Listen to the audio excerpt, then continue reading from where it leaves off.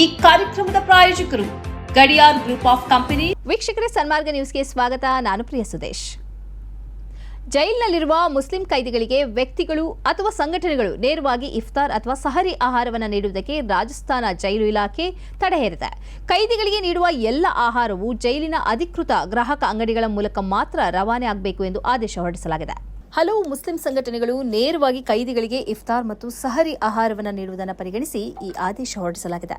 ಸಾಮಾನ್ಯವಾಗಿ ರಾಜಸ್ಥಾನದಲ್ಲಿ ಕೈದಿಗಳಿಗೆ ಸಂಘಟನೆಗಳು ಮತ್ತು ವ್ಯಕ್ತಿಗಳು ನೇರವಾಗಿ ರಂಜಾನ್ ಸಮಯದಲ್ಲಿ ಆಹಾರವನ್ನು ಒದಗಿಸುತ್ತಿದ್ದವು.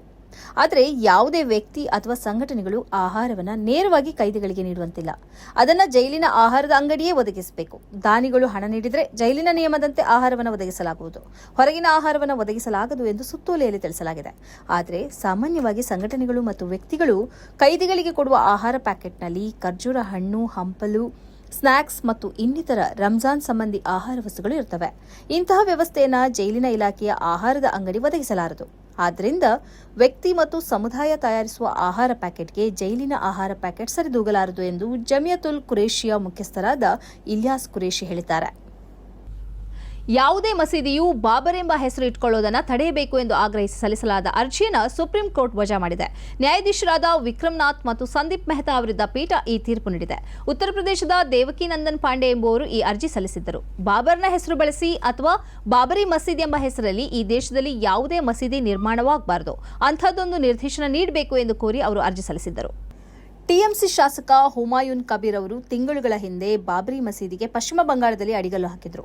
ಈ ಕಾರಣಕ್ಕಾಗಿ ಅವರು ಟಿಎಂಸಿಯಿಂದ ಉಚ್ಚಾಟನೆಗೊಂಡಿದ್ದರು. ಅಯೋಧ್ಯೆಯಲ್ಲಿ 16ನೇ ಶತಮಾನದಲ್ಲಿ ನಿರ್ಮಿಸಲಾಗಿದ್ದ ಬಾಬರಿ ಮಸೀದಿಯನ್ನು 1992 ಡಿಸೆಂಬರ್ 6ರಂದು ಕರಸೇವಕರು ಧ್ವಂಸಗೊಳಿಸಿದ್ದರು. ಈ ಘಟನೆಯು ದೇಶದ ಪ್ರಜಾತಂತ್ರದ ಮೇಲೆ ಮತ್ತು ಧಾರ್ಮಿಕ ಸೌಹಾರ್ದದ ಮೇಲೆ ಬಹುದೊಡ್ಡ ಕಪ್ಪು ಚುಕ್ಕೆಯಾಗಿ ಮಾರ್ಪಟ್ಟಿತ್ತು.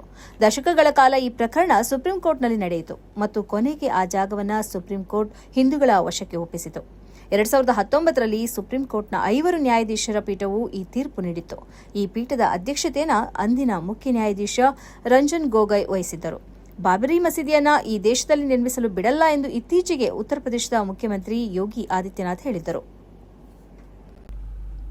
ಸರ್ವಿಕಲ್ ಅಥವಾ ಗರ್ಭಾಶಯ ಕ್ಯಾನ್ಸರ್ ಅನ್ನು ತಡೆಯುವ ಉದ್ದೇಶದಿಂದ ಹದಿಹರೆಯದ ಹೆಣ್ಣು ಮಕ್ಕಳಿಗೆ ಹ್ಯೂಮನ್ ಪ್ಯಾಪಿಲೋಮಾ ವೈರಸ್ ಅಥವಾ HPV ವ್ಯಾಕ್ಸಿನ್ ಅನ್ನು ಉಚಿತವಾಗಿ ಕೊಡಲು ಕೇಂದ್ರ ಆರೋಗ್ಯ ಸಚಿವಾಲಯ ನಿರ್ಧರಿಸಿದೆ.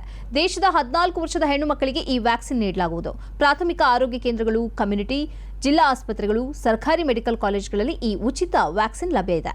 National technical advisory group on ಇಮ್ಯುನೈಸೇಷನ್ನ ವೈಜ್ಞಾನಿಕ ಸಂಶೋಧನೆ ಮತ್ತು ಶಿಫಾರಸಿನ ಮೇರೆಗೆ ಈ ವ್ಯಾಕ್ಸಿನ್ ನೀಡಲಾಗುತ್ತಿದೆ. ಅಪಾಯಕಾರಿ ಎಂದು ಹೇಳಲಾಗಿರುವ HPV ಟೈಪ್ 16 ಮತ್ತು 18ಗಳಿಂದ ಮತ್ತು ಟೈಪ್ 6 ಮತ್ತು 11 ಇತ್ಯಾದಿಗಳಿಂದ ಸುರಕ್ಷತೆಯನ್ನು ನೀಡುವ ವ್ಯಾಕ್ಸಿನ್ ಇದಾಗಿದೆ ಎಂದು ಸರ್ಕಾರ ಹೇಳಿದೆ.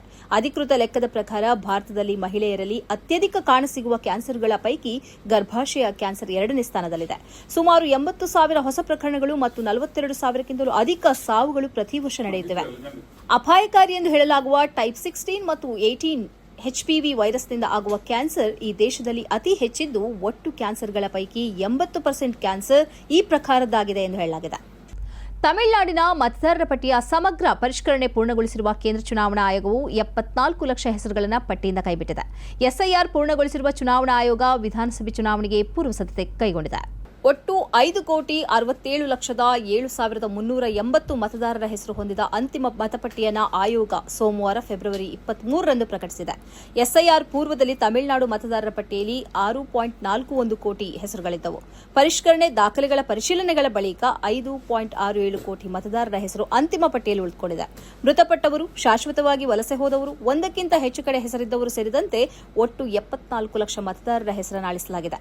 ತಮಿಳುನಾಡು ಮತಪಟ್ಟಿಯಲ್ಲಿ ಪುರುಷರಿಗಿಂತ ಮಹಿಳೆಯರ ಪ್ರಮಾಣವೇ ಹೆಚ್ಚಿದೆ. ಅಂತಿಮ ಮತಪಟ್ಟಿಯಲ್ಲಿ 2.7 ಕೋಟಿ ಪುರುಷ ಮತದಾರರಿದ್ದು 2.8 ಕೋಟಿ ಮಹಿಳಾ ಮತದಾರರಿದ್ದಾರೆ. ಪುರುಷರಿಗಿಂತ ಸುಮಾರು 13 ಲಕ್ಷಕ್ಕೂ ಹೆಚ್ಚು ಮಹಿಳಾ ಮತದಾರರ ಸಂಖ್ಯೆ ಇದೆ. 7,617 ಮಂದಿ ತೃತೀಯ ಲಿಂಗಿಗಳು ಮತಪಟ್ಟಿಯಲ್ಲಿ ಹೆಸರು ನೋಂದಾಯಿಸಿದ್ದಾರೆ. ಮಾರ್ಚ್ ಮಧ್ಯಭಾಗದಲ್ಲಿ ತಮಿಳುನಾಡು ವಿಧಾನಸಭೆಗೆ ಚುನಾವಣೆ ಘೋಷಣೆಯಾಗುವ ಸಾಧ್ಯತೆ ಇದ್ದು, ಏಪ್ರಿಲ್ ಅಥವಾ ಮೇ ತಿಂಗಳಿನಲ್ಲಿ ಚುನಾವಣೆ ನಡೆಯುವ ಸಾಧ್ಯತೆಗಳಿವೆ. ಇದು ಈ ಹೊತ್ತಿನ ಸುದ್ದಿ ಸಂಚಯ. ನಿರಂತರವಾಗಿ ನೋಡ್ತಾ ಇರಿ ಸನ್ಮಾರ್ಗ ನ್ಯೂಸ್. ಸುದ್ದಿಗಳ ಸಂತೆಯಲ್ಲಿ ಸತ್ಯದ ಮೊಂಬತ್ತಿ. Gadiar Group of Companies, synonymous with excellence and innovation, stands as your dynamic partner for progress. Gadiar Group ensures safety as guardians in firefighting and builds vibrant communities in real estate. Building tomorrow, today.